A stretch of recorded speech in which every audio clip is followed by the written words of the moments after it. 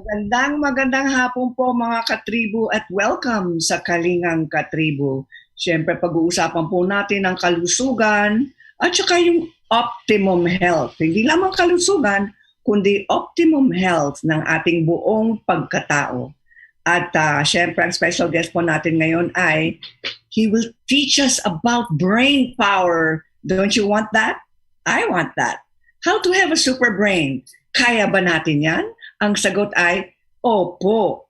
Please welcome Dr. Michael Gimenez. Siya po ay isang neurosurgeon and he is a brain and spine specialist. So take note, chairman of the Brain and Spine Institute of the Cardinal Santos Medical Center.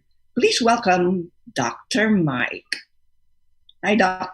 Hello, good afternoon, Ms. Cory. Thank you very much for inviting me to be in your program. Thank you for having us here, Doc. The question is, kaya ba natin magkaroon ng super brain? Well, it depends on how you define super brain, but realistically, the answer is of course and yes. Yes. So how do we do it? Okay. Paano gagawin yun o tutuparin yun? Paano natin tutuparin? May mga pamamaraan po. I'll give you several ways. Well, living a very healthy lifestyle will always translate to a well-functioning brain. I think we all know that. The effects of proper diet, regular exercise, and a very good outlook, towards the stresses that we get in our everyday lives would really, in general, translate to a healthy super brain, as you term it. Ayan, mga tamad mag-exercise o palaging may excuse na. Ayan, maraming matatamaan dito. Ayan, yung mga may excuse na wala akong panahon mag-exercise. Doc, bakit at gaano kahalaga ang ehersisyo sa ating kalusugan? Di lamang sa katawan, kundi pati na rin sa ating utak. Alam niyo po, para magkaroon tayo ng malusog na pag-iisip, na utak, kailangan po healthy ang buong katawan natin. So, exercise basically lowers the risk factors for brain disease. In general, that's how you can look at it. If you control all of these risk factors by exercising appropriately, you lessen the chance of hypertension, diabetes, and other age-related degenerative diseases, not only for the brain, but even for the spine. So this is, in essence, how you take care of your brain through exercise and a healthy lifestyle. Mm-hmm. Being a specialist, because it's unusual, is it not, to be both a specialist for the brain. You're a surgeon, you're a neurosurgeon, both for the brain and the spine. Yes. How long does it take to be an expert like yourself? Well, at least in the Philippines, to be a neurosurgeon, it will take you 16 years from the time that you enter college. 4 years of pre-medical education, another 4 years of medical education, 1 year of postgraduate internship before you go into a 6-year neurosurgical residency program. Yeah, so 16 years po. 16 years, that's a very long time. But did you always want to become a neurosurgeon? Well, it was tough seeing myself as a neurosurgeon from the onset. I really wanted to be a cardiologist. But, at that time when I had to make that decision, somehow I was prodded to go into the surgical specialty. And I just felt that there were not too many neurosurgeons in the country. So somehow that really pushed me to go into neurosurgery. They liken the brain to a walnut. Totoo ba yun? Mukhang walnut ang utak. Well, mukha nga pong walnut. If you look at it externally, it does look like a walnut because of the convolutions, or what we call the gyriform pattern of the brain. Yes. And that is why they say, simplistic as it may sound, that there are certain foods that give you a clue as to its benefits and what organ of the body it can target. And that's why they say you should eat walnuts, because it's brain food. Is it true? I know it might be. It might sound funny. Well, nuts and other grains are somehow have been associated as to be brain food, so to speak. But there are others, of course, like fish, omega fatty acid rich food would be one of them. So there are several actually, or many. Right. Even say many. That's why they say that even peanuts and dark chocolate are considered brain food. Well, let's go to chocolates. Chocolates, they have caffeine. It would give you, somehow a short-term boost. So that's why coffee, chocolates, they say would enhance alertness. But of course, these are short-term. Now, nuts and as I said, other grains have been associated to lower the risk of dementia in some studies. But overall, it should be a balanced diet. Yeah. Okay. When you say balanced, Doc, can we go over it again? Because back to basics, para sa ating mga katribu, back to basics po tayo. Sabi ni Doc, healthy food at balanced ang Yes. diet po natin. How balanced should it be from the point of view of a brain surgeon, Okay. of a neurosurgeon? Okay.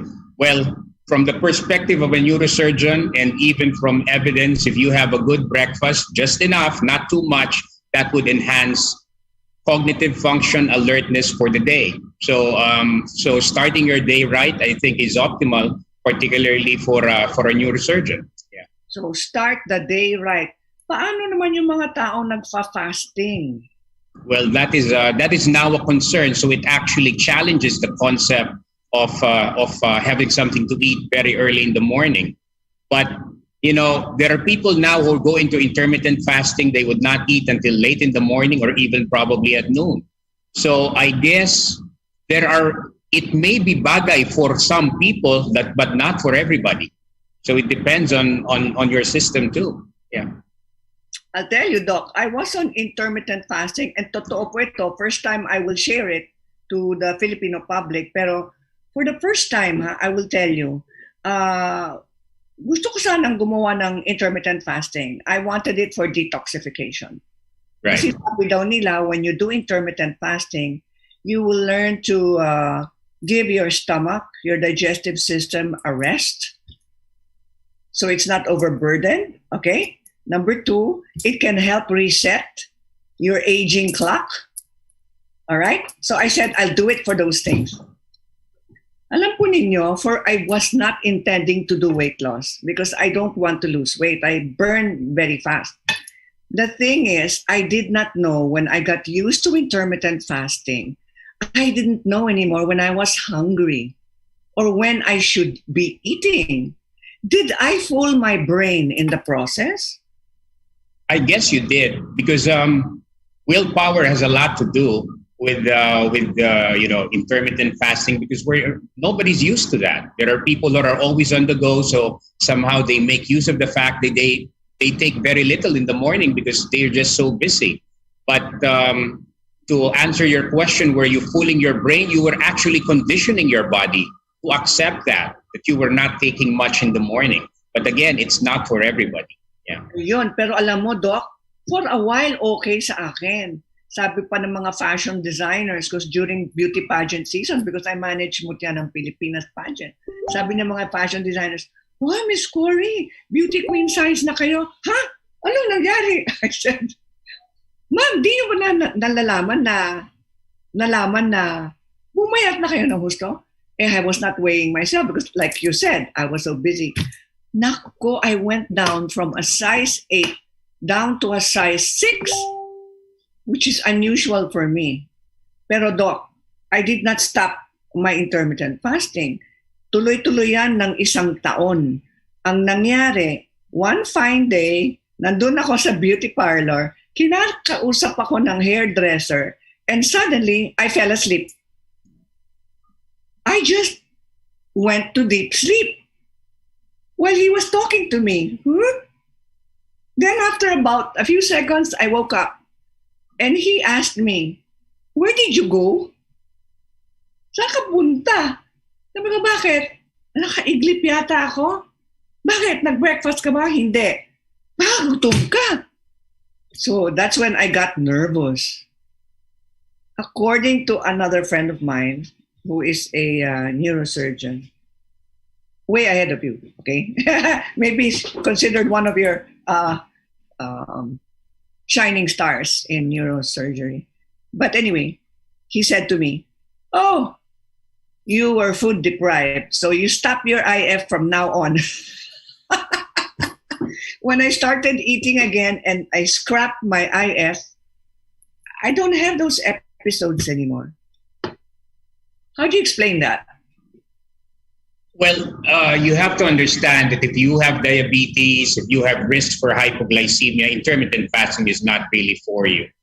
You know, so sometimes your body, because it got used to it, will not warn you about these episodes of hypoglycemia.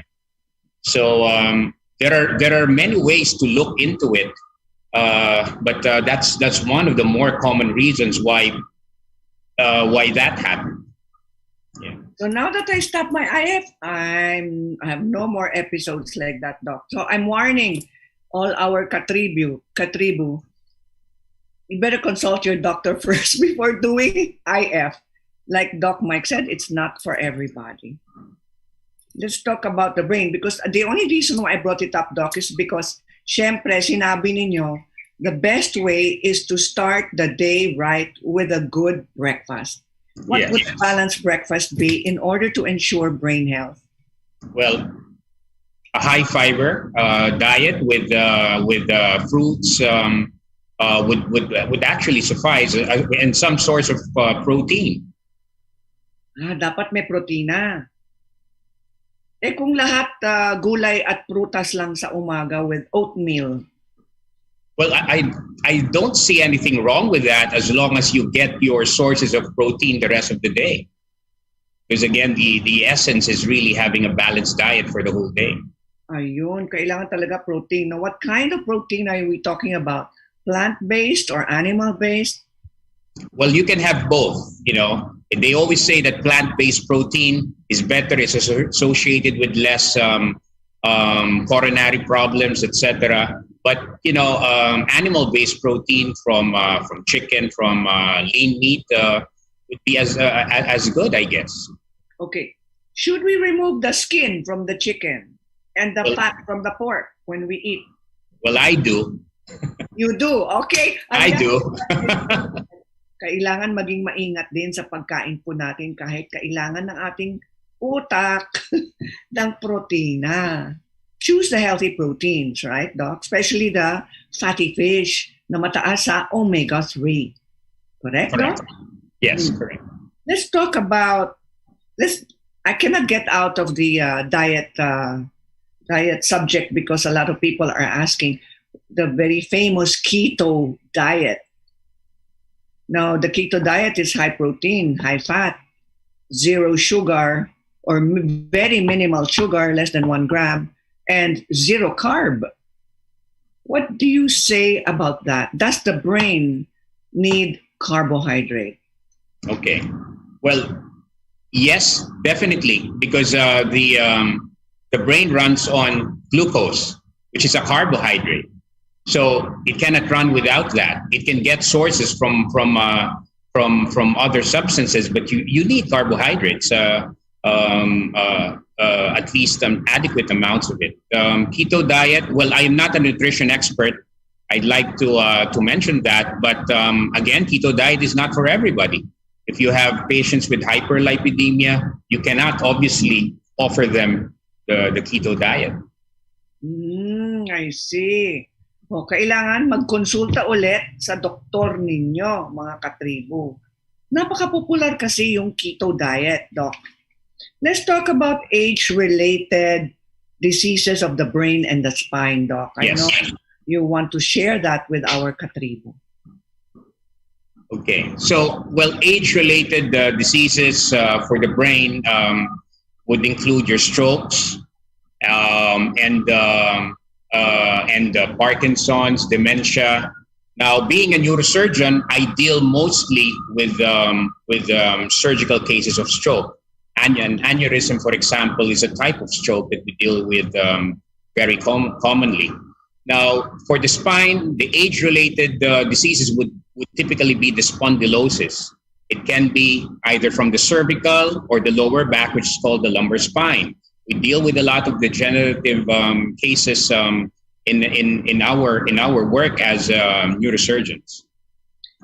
If you've been diagnosed with thoracic spondylosis, that would be in your realm, right? It is.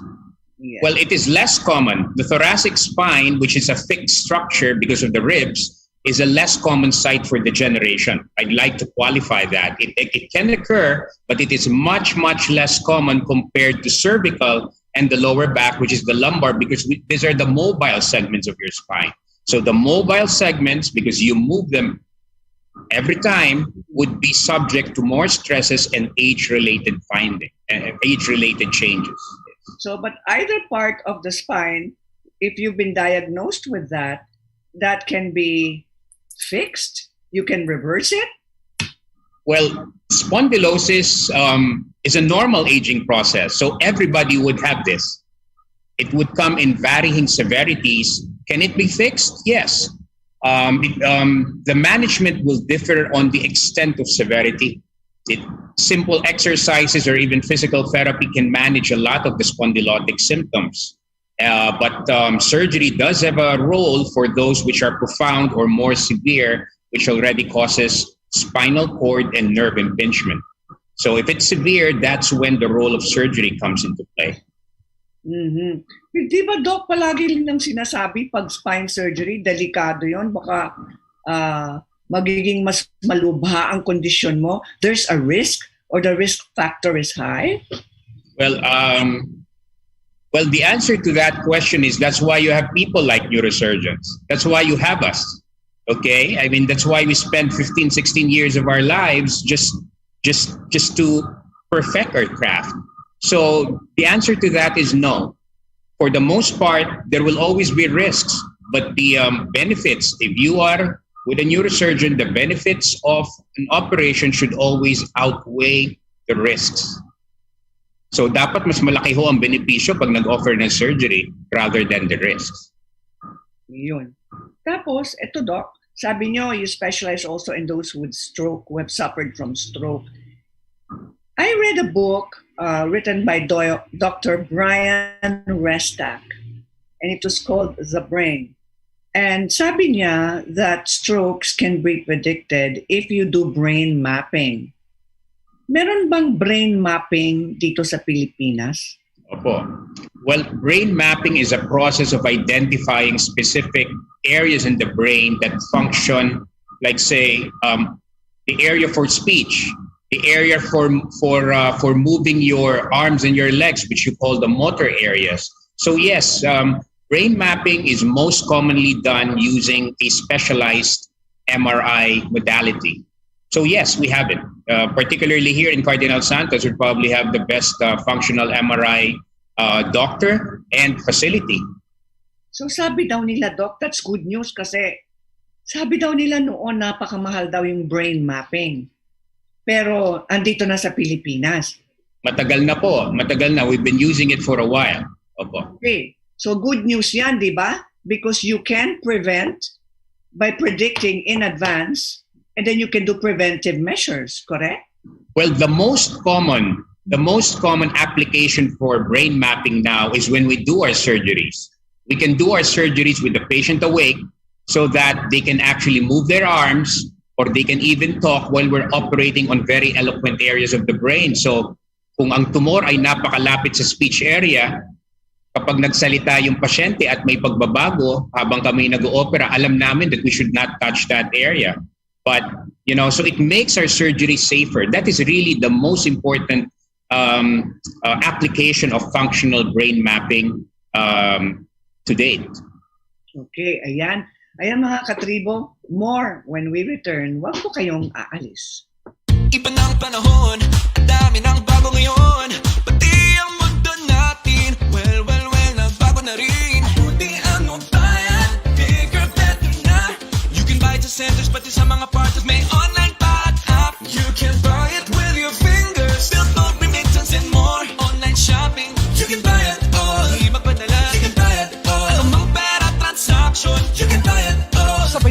Bago ng mundo for all your pera transactions, all new Bayad.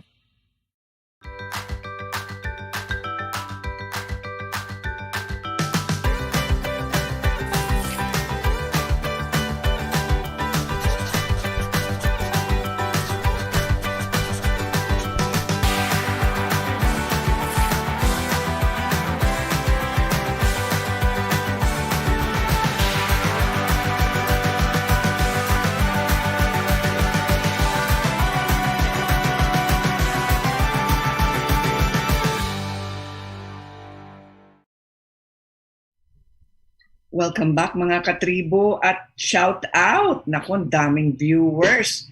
Celine Marge, Simplemente Bo, Gab Esteban, Bong Marcelo, San Nombrado, Pose Luis, William Lanuza, Kay Balubar, Carl Uy, Lynn Zara, McCoy Reyes, Jocelyn Lee, Jody Chua Hyong, Patricia Maxine Castro Fajardo, Miko Manalastas, Grace Ann Esguera, Ian Montemayor Pascual, Eric Antiporda, Christy Ray, Silky Gusela, Larry Payawal, Erlinda Mirabuenos Esguera, and McCoy Reyes.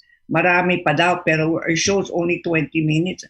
At saka napakaganda naman ng topic po natin, how to have a healthier brain. Why not a super brain? Doc, pinag-usapan natin ang brain mapping. Kung mabe-brain map ang ating utak, can you see or foresee in advance if there will be some problem areas and then you can give medication to your patient so they will not have a stroke in the future?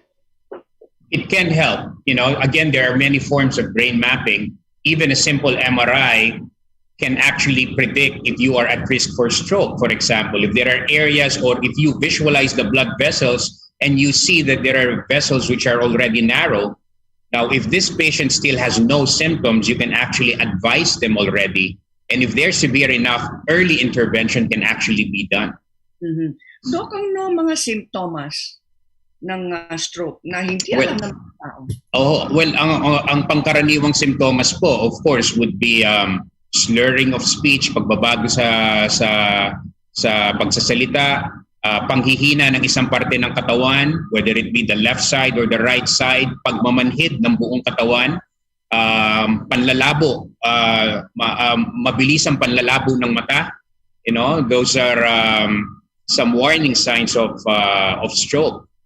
And not only stroke, even for the spine, numbness or weakness, pain on the arms or shooting pain on the legs, these are all warning signs of age-related changes that may occur in not only the brain but the spine. Shooting pain sa arm. Yes. Paano yung pain na yun? From the fingers all the way up? Or how does it work? Usually, it arises from the neck, going to the shoulder, and down to the arm. It can involve the side of the arm, the outer, or the inner side, up to the fingers, or even for the legs. Okay. Kasi, hold on please. Ayan mga katribo, ayusin lang natin ang mic. Problema sa mic, ano yun? Mahina? Mahina ba yung mic? Mahina? Okay, let me just adjust. That's it. That's the loudest I can go. Okay lang? Sorry. Okay, Doc. Kasi meron na example lang yung kaibigan ko, no? Sabi niya, one day, nagising siya, nanginginig ang kanyang kaliwang kamay, braso. Nanginginig. It was shaking. And then, she was feeling numbness. Nung nagpa-check up siya, kasi she's a cancer survivor, nung nakita nila na meron na siyang tumor sa kanyang utak. But apparently, yung cancer lumipat sa utak niya.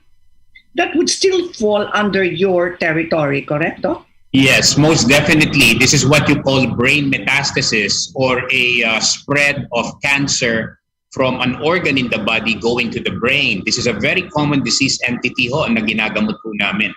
Not only by doing open surgery, but more so with the gamma knife. Yung gamma knife ay isang pamamaraan na you hit the brain tumors with a high dose of radiation. It has been proven to be very effective. And I'm proud to say that this is the only place in the country, Cardinal Santos, where we have the gamma knife.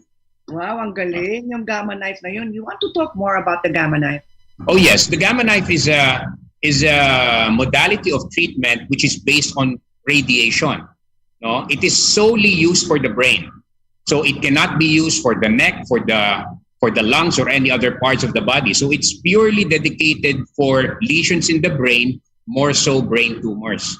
So it is non-invasive, meaning hindi wala hong hiwa.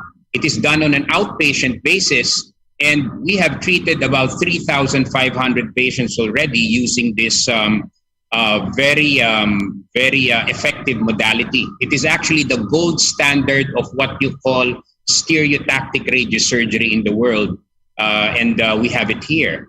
Yes. Doc, what about, I heard that meron daw isa pang method na ginagamit nila cryosurgery. Well, cryosurgery has no specific applications at this time for the brain and the spine. So I don't think I can delve on that dahil hindi ho namin yung ginagamit. So yung cryo hindi ginagamit sa brain. I think ginamit yata sa breast yun, sa breast cancer. Yes, for other organ diseases po. So dapat radiotherapy for the brain. Well, there will always be applications and indications. Hindi ho para sa lahat yan. Kaya ho, very important pa rin yung open surgeries that we do with functional mapping, as I discussed earlier, to make it safer. Yeah, kasi the way you talk, Doc, you speak with such confidence. Kaya siguro mga katribo, heaven forbid naman magkakaroon tayo ng problema, pero pag merong kailangan talaga ng eksperto sa larangan ng utak, ayan, please consult Dr. Mike. So Doc, what message would you like to share with our televiewers? Tips, natural tips that we can do or be aware of coming from you, the expert, before we go to our question and answer. Okay, well, we were talking about brain health. Brain health, simply put, can be enhanced by having a healthy lifestyle, by exercising. But very important is actually having a very positive outlook, in your everyday activities. Being goal directed, I think, is very important. The psychological output, or is as important as the other attributes that I already discussed. Now, additional message that I'd like to say is what we have here in Cardinal Santos is what we call the Brain and Spine Institute. And it is a multidisciplinary center composed not only of neurosurgeons like me, but other specialties which deal with diseases in the brain and the spine. We deal with tumors, blood vessel problems, stroke problems, diseases of the spine, even Parkinson's or movement disorders. We have what we call the Movement Disorder Surgery Center. So it's an encompassing center that deals with diseases of the brain and spine. And we're very proud of having this team here in Cardinal Santos. Okay, Doc. Marami akong mga kaibigan. At syempre nakakatakot kasi minsan nag-sharing kami, no? Isa sa mga matalik na kaibigan ko lumapit sa akin. Ayaw ipaalam sa mga ibang kaibigan namin na meron siyang kondisyon. Medyo very popular siya. Kilala siyang celebrity. At nagtanong siya. Sabi niya, ano kaya ang dapat kong gawin? Kasi sabi ng doktor ko, meron akong beginnings of Parkinson's. At hindi alam ng mga iba. Sabi ko, naku, pumunta ka na sa pinaka-esperto dito sa Pilipinas. Magpakonsulta ka na, get a first and second opinion. The good news is naman, takot siya kasi sabi niya, once the doctor tells you meron kang Parkinson's, syempre that is a degenerative disease na sa tingin mo wala nang pag-asa. Meron kayang pag-asa ang mga early diagnosis na mga taong merong dementia at Parkinson's? Well, meron po, babalikan ko lang po yung sinabi nyo. I think fear na ayaw magpatingin can be dispelled by knowing that you can deal with all of these things if you have adequate knowledge. But you can only have adequate knowledge if you go to the experts. So if you listen to everybody, I don't think you'll get much. You'll just get confused. Now, to answer your second point, yes, early detection is imperative. Early detection can lead to optimal treatment and early treatment. So yes po, if it's an early onset pa lang ho of Parkinson's or dementia, there are ways and means of actually helping this patient. Pero Doc, death sentence ba yun? Kasi, It is not, definitely. kasi Hindi ho cancer yan. Hindi ho cancer yan. Even cancers now is not a death sentence. We'd like to emphasize that. Yeah. good news also because sa kaibigan ko na 3-time cancer survivor, yung may brain tumor siya. She's doing very well, Doc. After, I think she went for surgery, I think. I'm not sure exactly kung anong mga modalities ginawa sa kanya, pero alam ko she had surgery kasi meron siyang incision eh. Pero now she's going for immunotherapy.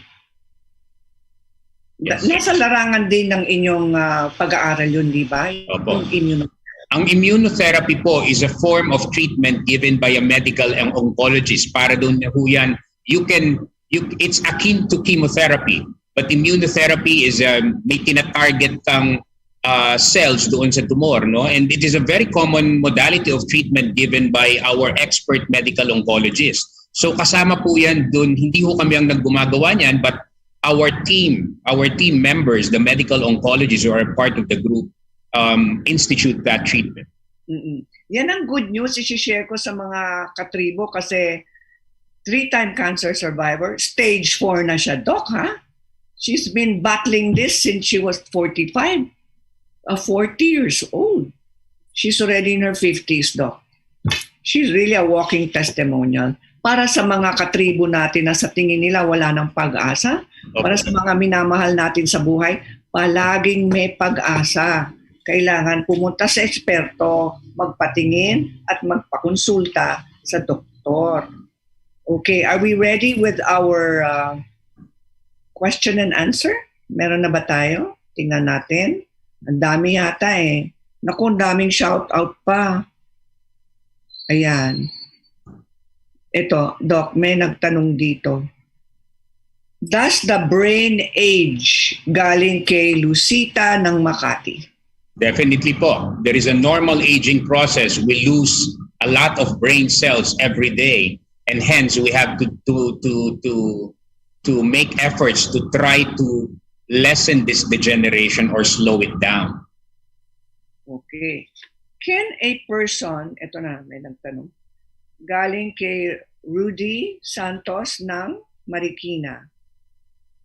Ayun. Okay. Kung isang tao ay, let's say, senior ba rin ang kanyang utak o pwede rin mas bata pa yung utak niya? That is a very interesting question. Actually, may mga pag-aaral dyan. You put an older man in a younger environment, and studies have shown that they actually start to think younger, they look younger. And if you expose them to people who did not know that they came from this experiment, they would say that he looks younger, he acts younger. So yes, because aging is really not just the number, I mean your age, but it is you control these factors yourself. So yes, definitely there are many ways of keeping yourself young, even as you grow older. Ito naman ang tanong ko, Doc. Meron akong nabasa because I'm always reading and researching. Matanong ko nga, I have a lot of doctor friends too. Ang tanong ko, di ba yung brain natin merong neurotransmitters? Di ba? Sabi daw nila, the personality of a human being is determined already at birth based on the chemical composition or the levels of your neurotransmitters. Totoo ba yun? Well, I do not agree with this because that's why the environmental factors are very, very important in terms of molding of one's personality. So the answer to that is it will have an effect. However, there are many other factors that would translate to how a person is. Okay. let's talk about depression. May nagtanong dito, si Janet ng Quezon City. Let's talk about depression, sabi niya. What causes it? Well, depression, simply put, is decompensation or inability to deal with stress or deal with specific incidents in one's life, which can lead to alterations in mood, alterations in behavior, and basically even in decision making. So I'm just giving you an idea of what depression is. Okay. Pero bakit pag ang taong merong depression at pumupunta sa isang psychiatrist, binibigyan sila ng gamot nang sa ganon magiging mas balanse ang kanilang mga brain chemicals? Yes. Well, alam niyo po, yung gamot is not for you to take it forever. It is somehow to tide you over until the psychosocial issues or the psychotherapy can actually facilitate, you emerging from this depression. So it is not uncommon to have pharmacologic agents to help you to stabilize the mood. But hindi lang po gamot yon, meron pong psychosocial part ho yung paggagamot ng depression. So kailangan talaga yung cognitive behavior therapy like that. Yes. Pagkakasama po yan. Okay. So Doc, what is the one thing you learned as a neurosurgeon? The first thing you learned that you said, this is my aha moment. Ito pala ang katotohanan ng utak ng isang tao. Was there a moment when you realized, now I have it. I understand the brain?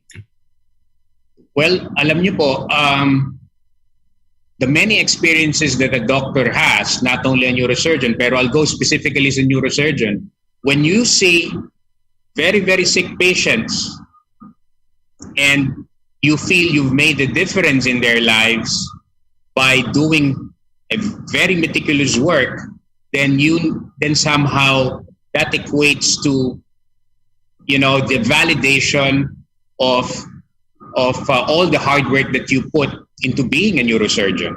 Mahirap po yun. Not saying that the other specialties are easy, but if you delve into a field, you just have to be very focused and give it your all. Para sa akin, there is no role to be a mediocre neurosurgeon. You want to be the best for your patients. Hence, you really have to work hard to be worth it, for or to give your patients what they really deserve. Galing. Thank you, Doc. Ito naman, may nagtanong, Lauro ng Caloocan. Trauma sa utak.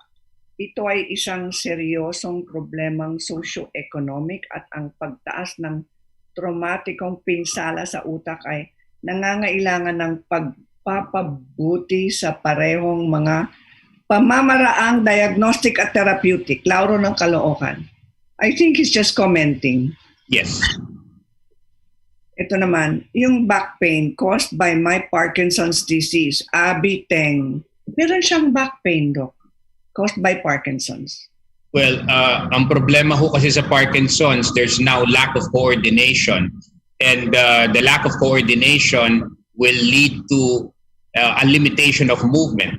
A limitation of movement can translate to atrophy of muscles. The core muscles become weak. And part of the core muscles would be your spine muscles or the paraspinal muscles. And this, if they're weak, it will translate to back pain. So, kailangan mag-exercise siya o magpa-therapy? Kailangan po. Kasama po yun sa treatment that encompasses Parkinson's disease.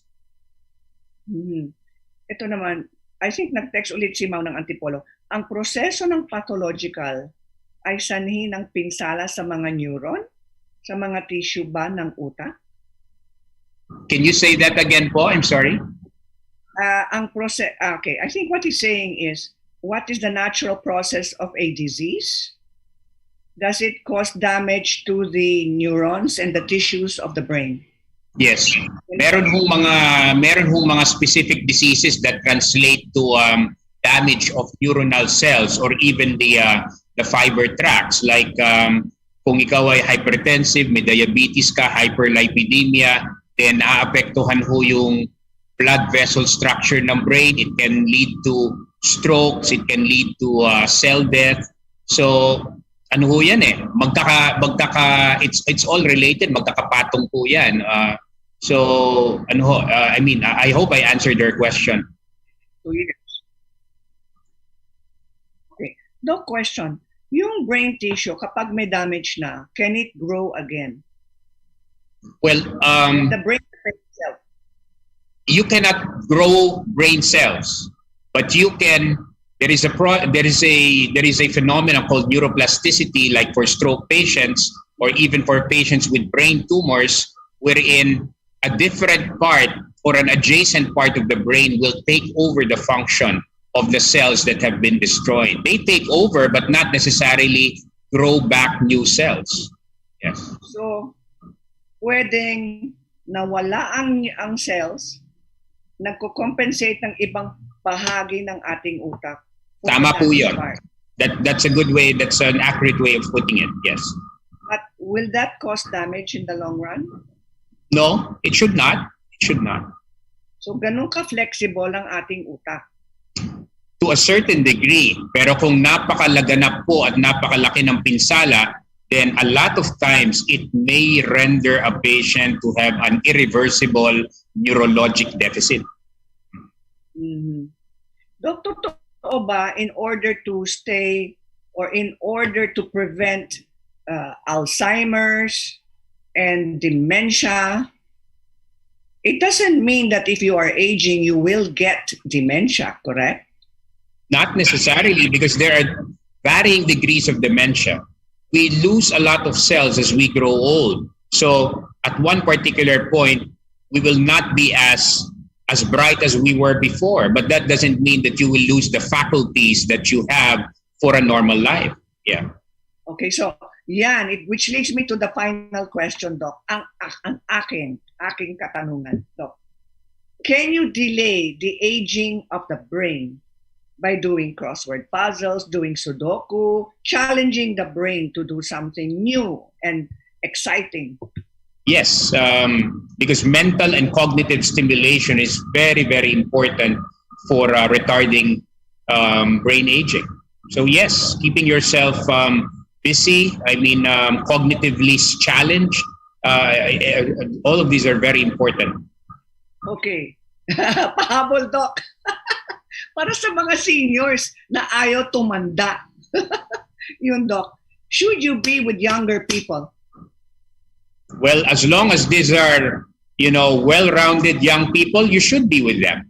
Talking to young people challenges you. It's a two-way street. It's a two-way street. You learn from young people, but they can definitely learn a lot from you as well. So the answer to your question is a big yes. Okay. Doc, how to get in touch with you?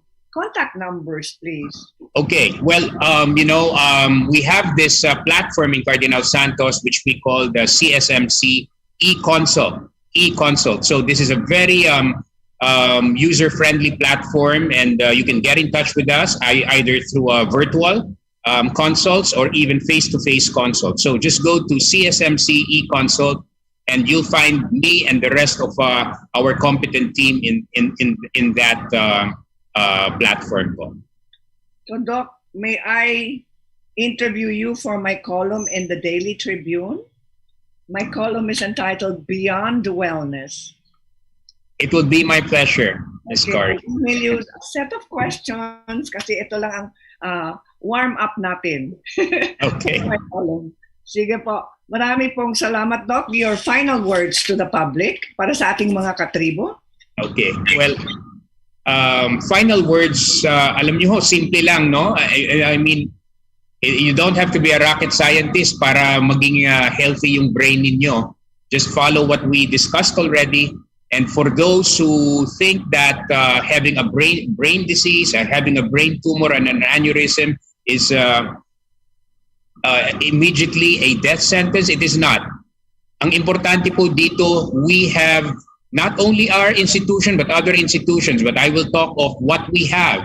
The Brain and Spine Institute is available for the Filipino patient. and we can be of help for your neurological diseases. And how to get in touch ulit, Doc? Well, CSMC e-consult po. Just log on to that po. And you'll find the Brain and Spine Institute there.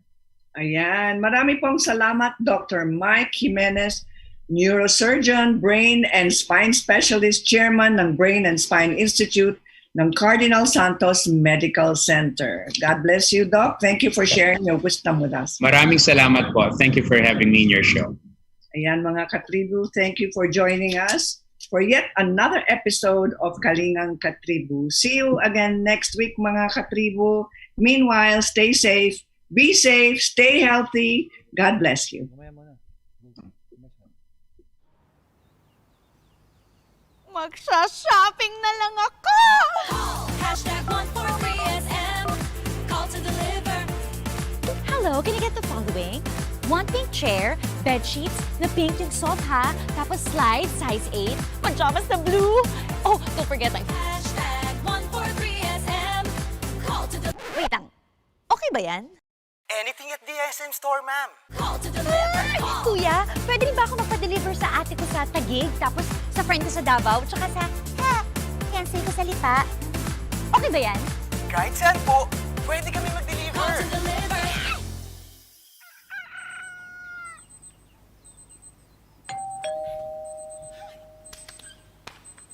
Call. Hashtag 143SM. Call to deliver. Hashtag 143SM. Call to deliver. Call. Hashtag 143SM. Hashtag 143SM. Call to deliver. Call na rin kayo. Call to deliver. Araneta City, home to the country's first indoor shopping mall, the world's original Thrilla, and the first ever Bini Bini pageant. Now a place for your first win, your first catch, your first home, your first big break, your first date, and even your first love. Araneta City, the city of firsts.